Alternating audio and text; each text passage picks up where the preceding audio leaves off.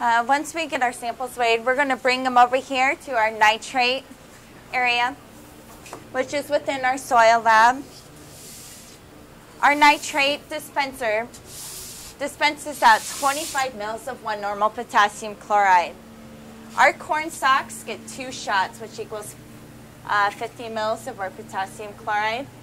And if our dispenser's been sitting around for a while, we do prime our dispenser a couple of times to get any air out. That way we know we're getting the full volume of 25 mils or 50 mils.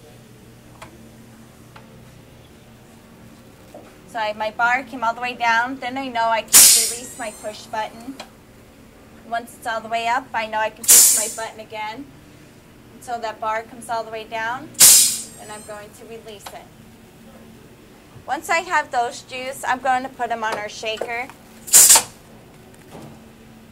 We shake everything in sets of 20. So right now I'm just using spare racks to build up my shaker.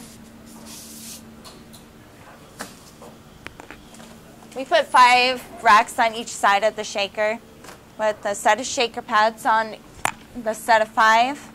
Then we place a particle board. Then again, those are just the extra racks.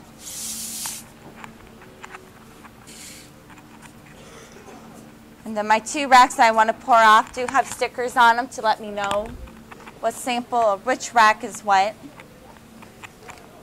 I'll add the other 2 shaker pads and then my particle board. Then I'm going to clamp this down. Once I know it's good and tight, then they shake for 15 minutes.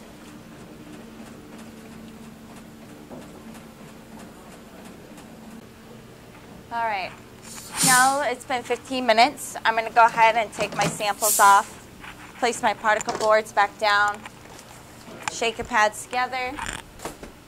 I'm going to transfer my stickers to the appropriate racks over here. And we're going to carefully line up the 1st and 10th position,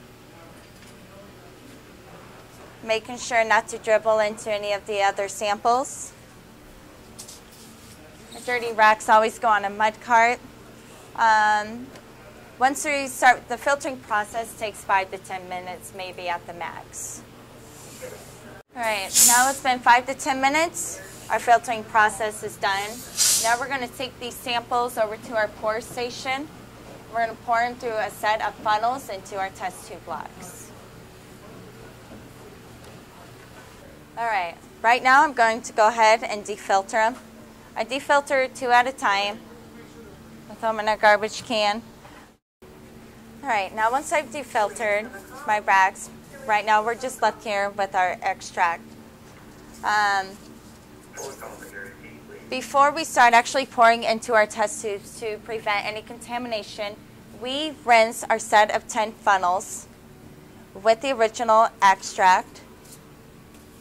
So I have my first rack into that first row of 10. Then I'm going to take my second rack, rinse it into that second row of 10.